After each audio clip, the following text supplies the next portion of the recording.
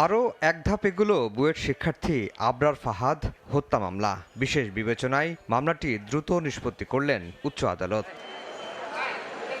রোববার বিচারিক আদালতে মৃত্যুদণ্ডপ্রাপ্ত ২০ আসামির ফাঁসির অনুমোদন দিয়েছেন হাইকোর্ট। বহাল রাখা হয়েছে ৫ আসামির যাবজ্জীবন কারাদণ্ড।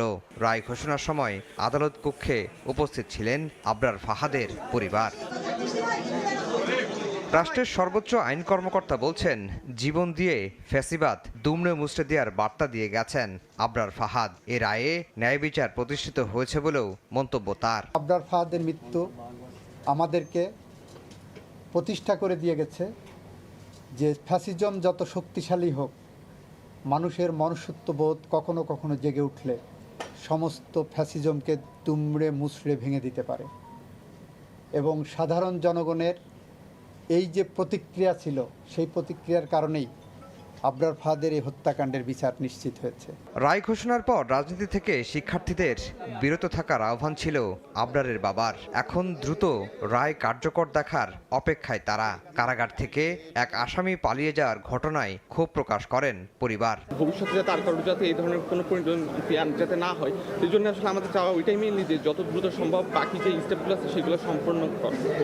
ছাত্রদের কাছে আবেদন থাকবে তারা যেন এই সমস্ত খারাপ রাজনীতিতে যেন জড়িত না হয়। রায় কার্যকরে অপেক্ষা করতে হবে আপিল বিভাগে মামলা নিষ্পত্তি পর্যন্ত। কেননা রায়ের বিরুদ্ধে আপিল করার কথা জানিয়েছেন আসামিপক্ষ। ন্যায় বিচার যেটা প্রত্যাশা করেছিলাম, সেই প্রত্যাশা অনুযায়ী ন্যায় বিচার আমরা পাইনি। মামলায় শেখ হাসিনার সঙ্গে সহযোগী আসামি হিসেবে অন্তর্ভুক্ত করা হলো সাবেক আইজিপি চৌধুরী আব্দুল্লাহ আল মামুনকে।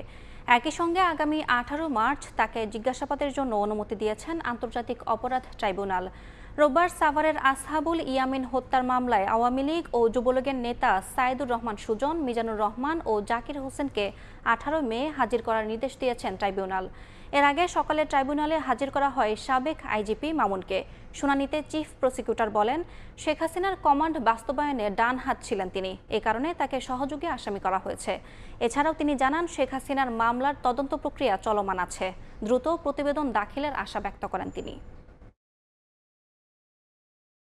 গণহত্যার মামলা, সেই মামলাতে উনি এককভাবে আসামি ছিলেন। আজকে তার সাথে ওই মামলাতে সাবেক পুলিশ মহাপরিদর্শক চৌধুরী আব্দুল্লাহ আল মামুন সাহেবকে ওই মামলাতে আসামি হিসাবে গ্রেপ্তার দেখানোর জন্য আমরা আবেদন করেছিলাম। সেই আবেদনটা আজকে